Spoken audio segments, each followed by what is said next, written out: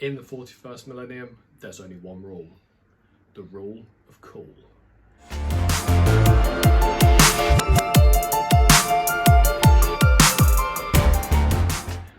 Cool is a subjective term, and I've taken a leap of faith and I've chosen my colour scheme for World Eaters. I hope it wasn't a mistake. Now, if you've seen the first video, you already know how I'm planning on building my bases, and generally speaking, the box art for World Eaters shows fiery reds and brass tones, but I want to do something a little different. Now, if you've read any of the novels, or if you're into your lore, then you'll know that these paint a very vivid description of the 12th Legion. Now, there's plenty of artwork floating about in the warp that depicts the World Eaters very well, but they weren't always like this. Back before the Horus Heresy, when they were known as the Warhounds, they looked very, very different, and that's what I'm using as my inspiration, and I've gone with something like this. Now, this mid-era Heresy livery focuses on much lighter tones and darker coloured pauldrons, but personally I think the white's a little on the nose and it doesn't really fit my eye.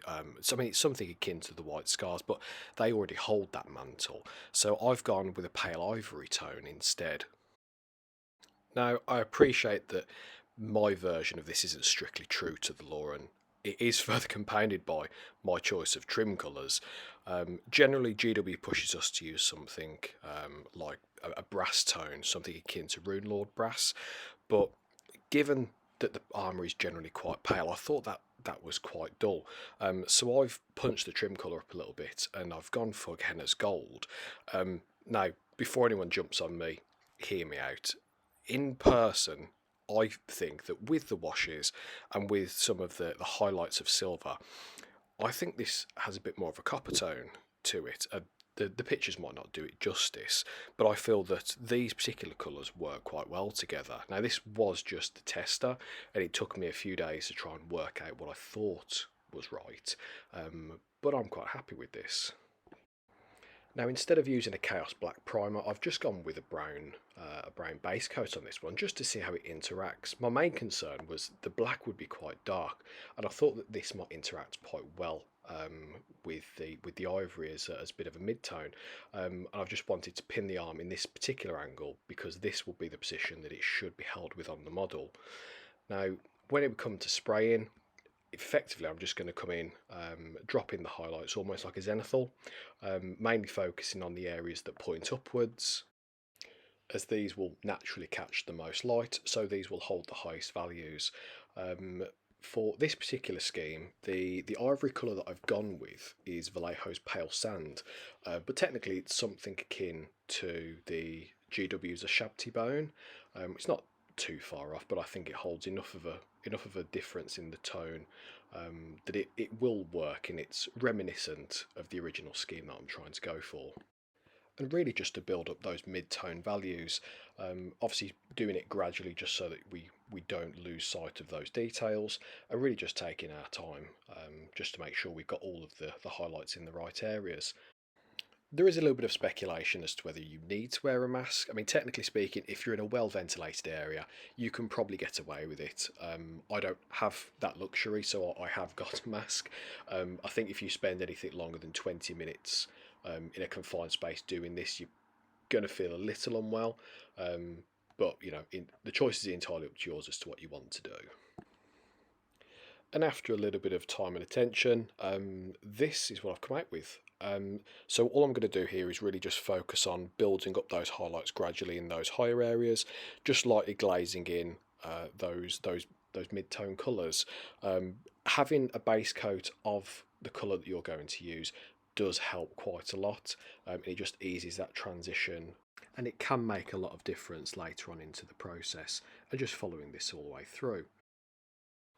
And I've pushed on with this one, just putting in the Gehenna's Gold onto those main areas of trim, really just taking my time working my way around the model, just to try and minimise the mess where I can. And for anyone relatively new to the hobby, if you haven't seen these particular models before, the Chaos Marines, World Eaters, Night Lords, they're all quite very detail heavy, and a lot of the models are quite unique, as in not many of them have the same looking parts. The chests, the legs, the backpacks, they're all different in some way. You will get a couple of duplicates naturally. And without wanting to sound like I'm complaining, I just want to say that there is a place reserved in the warp for Jess Goodwin, who designed the original Chaos Marines back in the 90s. They are very heavy detailed, and there's a reason that they're referred to as the Chaos Trim Zone. But given the right level of attention, these models look great, and I would argue that these are some of the best that GW currently do, but that's just my opinion. Now, when it came time to deciding on colours for the rest of the model, I started with a base of Evil Red. It's quite a dark magenta colour, and then you can hit it with a higher red highlight such as Mephiston Red or something else that works for you. Now, when it came time to deciding on the energy colour that I wanted for the plasma, a lot of people use green, and green does look really, really nice. But I opted for blue, trying to stick true to a lot of what I've seen in the lore.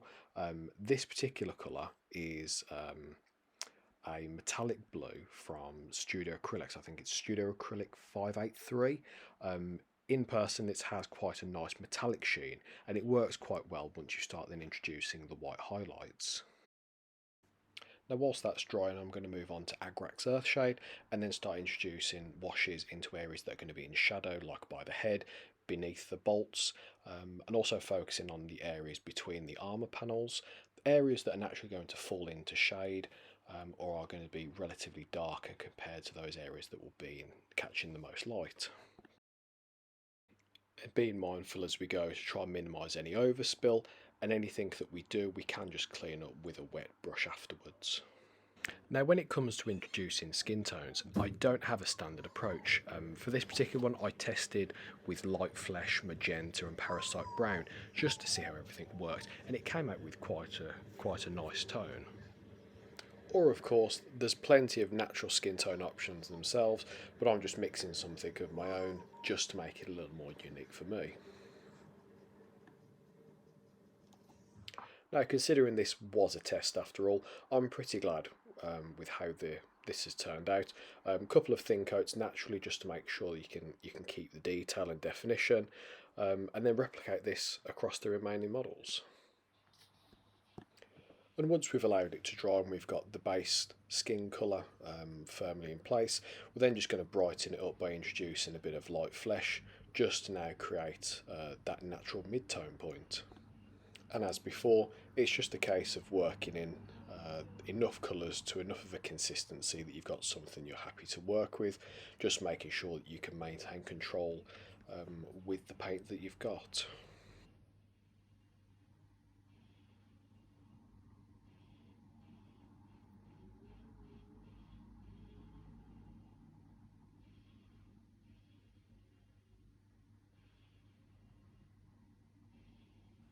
And of course, following the Duncan Rhodes principle of two thin coats is generally always the best practice. Now, because I've kept the model in sub-assemblies, it means I do have easier access to some of these areas that may otherwise be obscured if the model had been put together, such as the inner forearm and the bicep, and especially when you're dealing with models that do have quite dynamic and different poses. And as I'm working my way around, I'm just stippling in the light variations of skin tone just to maintain that degree of control and just to add in that little bit of texture. And again, just because I'm doing this for the skin, it'll be the same principle I'll apply for other areas of the model as well. It doesn't take very much to get to this point. This has probably been about 5-10 minutes, but that is three tones from the base skin tone to the highlight, so it's just the hand that will be left. And it was at this point that I've realised that I haven't actually shown you the other three that are in the squad. So this being number three, as we have just seen, the majority of the detail in the lower part of the body has been done. Majority of the bits for the arms are done. It will just be the bits for the back in detail around the legs. Then for number four, pretty much the same again. Details for lower body, pauldrons are done. It'll just be the little bit of base here, the backpack again, and the details such as the grenades on the belt. And then for number five, It again will be the same details, base left to do, backpack, and then fine areas such as the strapping around the legs. And then that will be the first squad all finished. So I'll add in a quick time lapse here just so you can see my process going through finishing all those little details. And I will say, just in the interests of transparency, these are the first models I've actually touched in about 10 years. Now, are these perfect? No. Are they finished? Absolutely not. There are extra bits that I want to add in. There's not enough skulls. I need to add in some grass tufts. But all in all, it's taken me probably about 3.5 hours per model, so there's plenty of room to improve.